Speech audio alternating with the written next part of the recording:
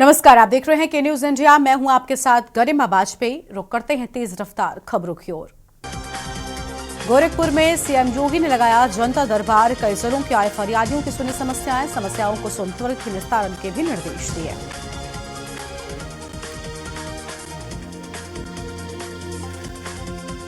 लखनऊ में सपा सांसद डिम्पल यादव का जन्मदिन समाजवादी पार्टी कार्यकर्ताओं ने सादगी से मनाया। कुछ दिन पहले ही अखिलेश के चाचा का हुआ था निधन।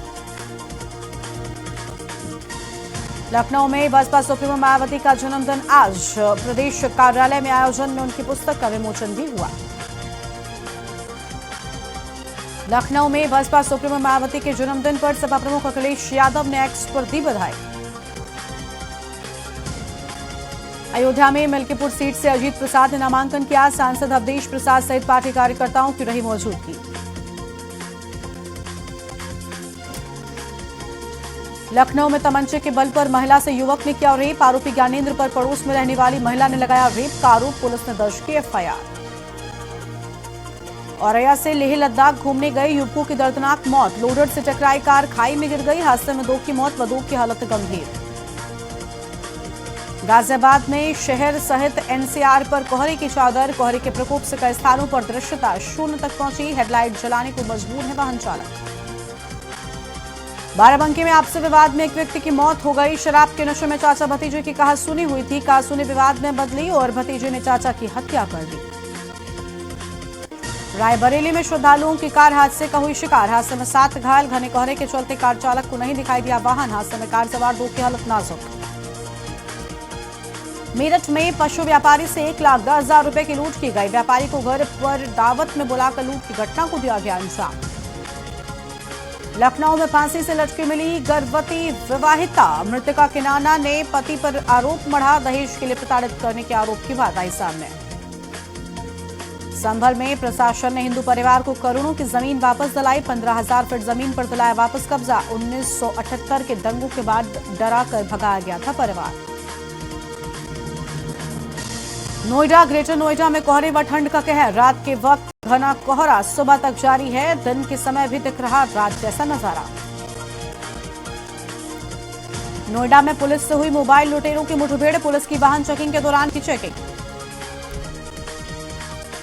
मथुरा में सूचना एवं जनसंपर्क विभाग व प्रेस क्लब में हवनटन व खिचड़ी वितरण कार्यक्रम में हवन में आहुतियां समर्पित कर यज्ञदेव से समाज के कल्याण की प्रार्थना की गई।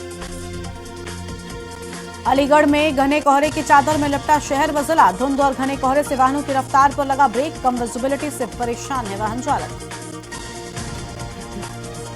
ट्रेन पलटाने की रची गई साजिश। ट्रैक पर रखा गया बोल्डर पत्थर। रेल इंजन से टकराने के बाद 2 टुकड़ों में बटा पत्थर।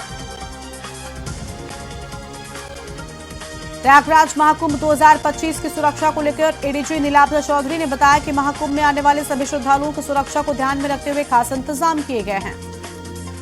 बदायूं में एसएसपी ने पुलिस चौकी के उद्घाटन के बाद दातागंज थाने के ग्रामों में तैनात चौकीदारों के लिए कंबल वितरण भी किया। बाराबंकी में कोहरे में तेज रफ्तार कार हुई अनियंत्रित। पुलिया फांदकर गहरे तालाब में गिरी कार। चालक सहित 3 युवकों ने कार से कूदकर बचाई अपनी जान। रायबरेली में मंत्री दिनेश प्रताप सिंह ने गरीब बेसहारा लोगों को वितरित किए कंबल। रेलवे स्टेशन समेत चौराहों पर लोगों को कंबल बांटे। लखनऊ पीजीआई रिटायर कर्मी की बेटी प्रियंका की थाईलैंड में हुई थी मौत। थाईलैंड से लखनऊ एयरपोर्ट पहुंचा प्रियंका का शव। नोएडा में दबंगों ने मामूली कहासुनी में बरसाई गोलियां। घटना कैमरे में कैद। हमले से दहशत में परिवार।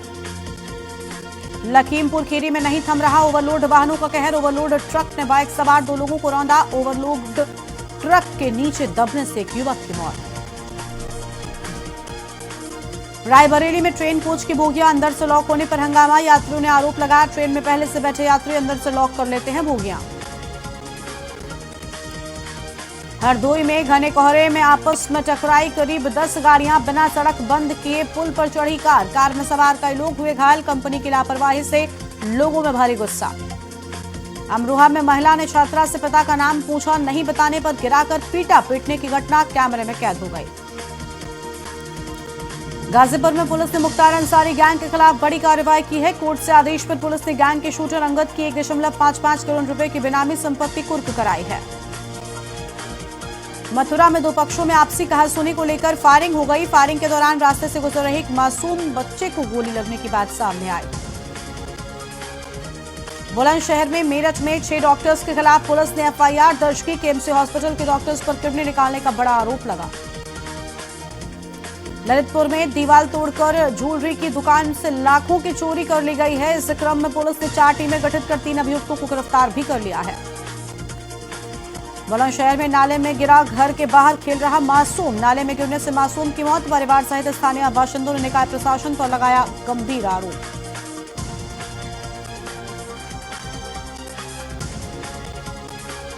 मुंबई में आज पीएम मोदी ने महायुति विधायकों से की मुलाकात। पीएम मोदी ने कहा, भारत का सैन्य सामर्थ्य भी अधिक सक्षम और आधुनिक हो, ये देश की प्राथमिकताओं में से एक है।